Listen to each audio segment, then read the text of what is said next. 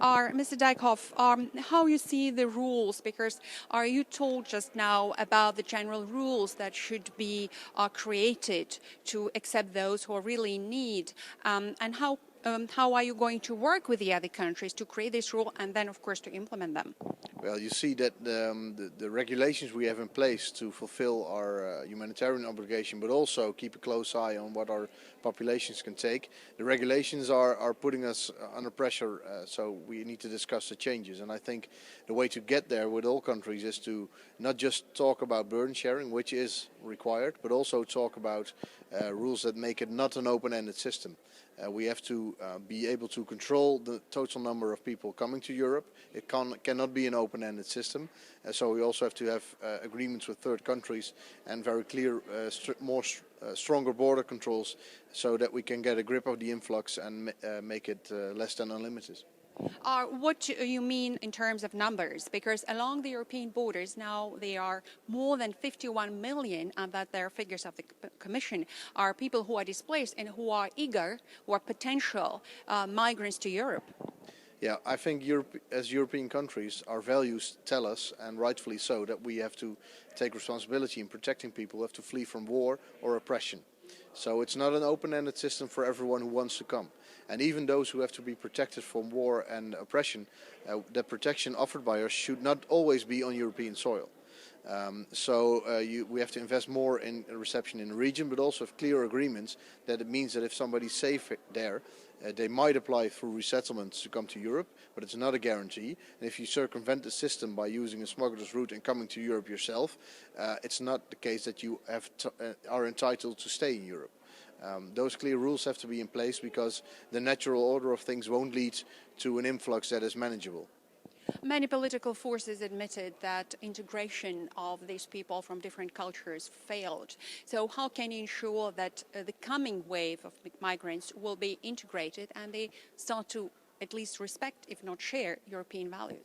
Well, it's quite clear that if you are seeking protection and you are seeking it and granted it in a European country, you are protected in a country which has its own values. And those values will stand. They won't be adapted. You have to adapt to those values. And the general respect in broadness for people who think differently or with regarding the difference between men and women, they're not negotiable.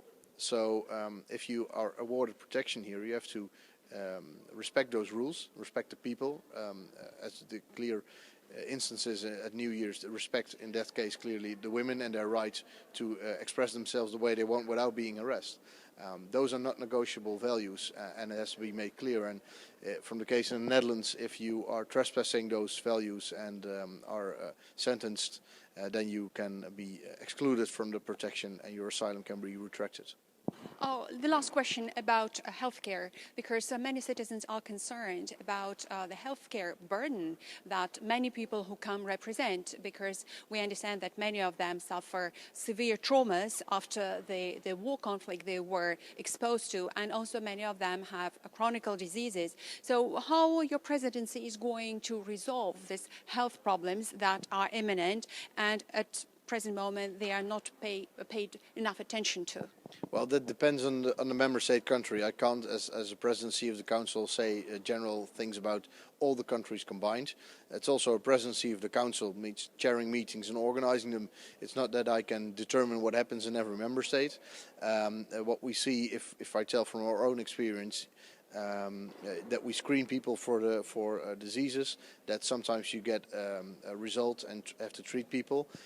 More in general, this is a dilemma between quantity and quality. You want to take in people, offer them shelter, but you want to do it in an orderly fashion. You want to give them an opportunity to integrate into society, to have perspective on jobs.